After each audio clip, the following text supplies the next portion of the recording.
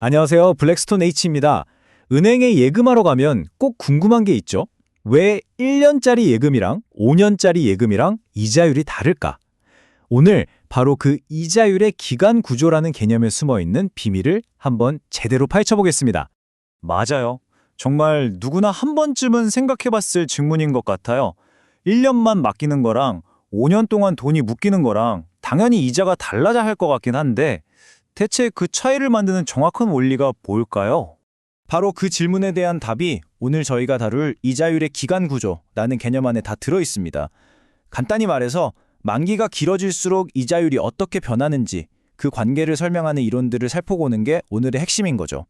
자, 이 미스터리를 풀기 위해서 용의선상에 오른 세 가지 핵심 이론이 있습니다. 마치 세 명의 용의자를 신문하는 것 같죠? 첫 번째 용의자부터 바로 만나보시죠. 첫 번째 용의자는 바로 기대 이론입니다. 이건 아주 간단해요. 앞으로 단기 이자율이 오를 것 같은지 내릴 것 같은지 이런 시장 참여자들의 기대나 예측이 현재의 장기 이자율을 결정한다는 겁니다. 뭐랄까? 미래 금리에 대한 일기예보 같은 거라고 생각하시면 쉬워요.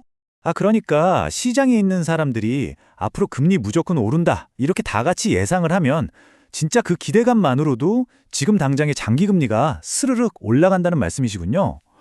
와, 사람들의 심리가 이렇게나 중요하다 이 놀라운데요.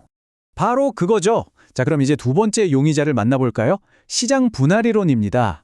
이 이론의 주장은 훨씬 더 과감해요. 단기 시장이랑 장기 시장은 서로 아예 전혀 영향을 주지 않는 완전히 분리된 별개의 시장이라는 거예요. 마치 사과 시장 가격이 오렌지 시장에 영향을 안 주는 것처럼요. 각자 알아서 돌아간다는 거죠. 와, 그럼 이 이론에 따르면 장기 금리랑 단기 금리는 서로 아무 상관이 없다는 거네요? 1년짜리 시장이랑 10년짜리 시장은 그냥 완전히 남남처럼 움직인다는 건데 이건 좀 너무 극단적인 주장 아닌가요? 네, 맞습니다. 그래서 시장 분할 이론은 현실을 설명하기엔 좀 부족하다는 비판을 많이 받아요. 자, 드디어 마지막이자 가장 유력한 용의자입니다. 바로 유동성 선호 이론. 대부분의 전문가들이 이게 제일 말이 된다고 생각하는 이론입니다. 이 이론의 핵심은 아주 간단합니다. 투자자들은 기본적으로 언제든지 현금으로 바꿀 수 있는, 즉 유동성이 높은 단기 투자를 선호한다는 거예요. 당연하겠죠? 그러니까 투자자들한테 당신 돈을 5년, 10년 동안 꼼짝없이 묶어두세요 라고 설득하려면 그 불편함과 미래의 불확실성에 대한 보상, 즉 유동성 프리미엄이라는 걸 이자에 더 얹어줘야 한다는 논리입니다. 이 유동성 선호 이론이 가장 설득력 있는 이유가 뭐냐면요. 우리가 처음 봤던 기대 이론에다가 아주 현실적인 요소를 딱 하나 더했기 때문이에요. 그게 뭐냐? 바로 사람들은 불확실성을 싫어한다는 점이죠. 미래에 대한 기대뿐만 아니라 그 불확실성에 대한 보상까지 더해서 설명하니까 훨씬 더 현실적인 이론이 되는 겁니다. 네, 실제 자료에서도 가장 설득력 있는 것은 유동성 선호 이론이다 라고 딱 짚어서 이야기하고 있네요. 투자자들이 단기 대출을 선호하기 때문에 장기로 돈을 빌려주려면 추가적인 보상이 필요하다는 점, 이게 바로 핵심이군요. 좋습니다. 자, 그럼 이제 이론은 충분히 봤으니까 이게 현실 금융세계에서는 과연 어떻게 적용되는지 아주 구체적인 사례를 통해 한번 들여다보겠습니다. 바로 은행의 이자율 위험 관리 사례입니다. 은행이 늘 마주하는 문제가 하나 있어요. 보통 은행은 고객들한테 1년 만기 같은 단기 예금을 받아서 그 돈으로 5년, 10년짜리 장기 주택담보대출을 내주잖아요. 자, 그런데 바로 여기에 아주 큰 위험이 숨어 있습니다. 과연 뭘까요? 여기 아주 간단한 예시를 한번 보시죠. 어떤 은행이 1년 만기 예금을 3% 이자로 받아서 5년 만기 주택담보대출을 6%에 내줬다고 한번 가정해 볼게요. 와, 언뜻 보면 6%에서 3%를 빼니까 3%의 수익이 5년 동안 안정적으로 나는 것처럼 보이잖아요. 겉보기엔 정말 안정적인 수익 구조 같은데 진짜 위험은 어디에 있는 건가요? 바로 만기의 불일치 문제입니다. 이걸 전문 용어로는 듀레이션 미스매치라고도 하는데요. 대출 이자는 5년 동안 6%로 딱 고정되어 있는데 예금 이자는 1년마다 시장 상황에 따라 계속 바뀌어야 하죠.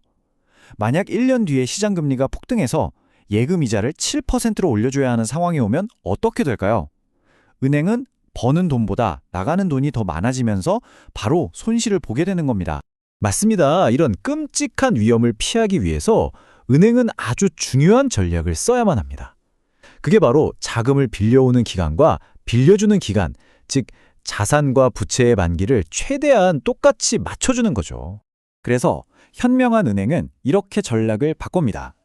5년 만기 예금의 이자를 4%로 조금 더 높게 줘서 아예 처음부터 장기 자금을 유치하는 거죠. 그리고 그 5년짜리 돈으로 7%짜리 5년 만기 대출을 내주는 겁니다. 이렇게 자금의 만기를 딱 맞추면 미래의 금리가 어떻게 변하든 그 위험을 크게 줄일 수 있게 되는 겁니다. 자, 그럼 오늘 우리가 살펴본 내용의 최종 결론을 한번 정리해 보겠습니다. 이자율의 기관 구조라는 복잡해 보이는 미스터리를 푸는 열쇠는 과연 무엇이었을까요? 오늘 저희는 왜 만기가 길어지면 이자율이 달라지는가에 대한 답을 찾기 위해 3명의 용의자를 살펴봤습니다. 미래 예측을 강조했던 기대이론, 그리고 단기 시장과 장기 시장은 완전 남남이라고 주장했던 시장 분할이론이 있었죠. 하지만 가장 중요한 건 장기 투자의 불확실성에 대한 보상, 즉 유동성 프리미엄의 개념을 더한 유동성 선호 이론이었습니다.